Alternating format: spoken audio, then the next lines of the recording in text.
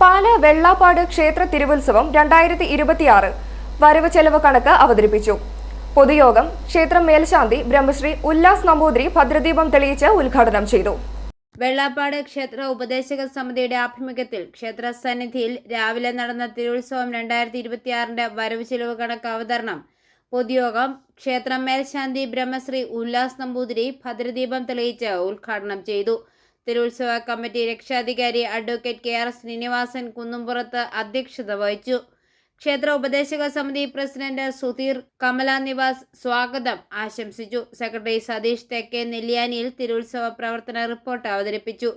തുടർന്ന് തിരുവുത്സവ committee treasurer Mithun ചാമക്കാലായിൽ വരവ് ചിലവ് കണക്കും അവതരിപ്പിച്ചു. യോഗത്തിൽ ക്ഷേത്ര ഉപദേശക സമിതി അംഗങ്ങളും ഭക്തജനങ്ങളും പങ്കെടുത്തു. i4A ന്യൂസ്, പാല.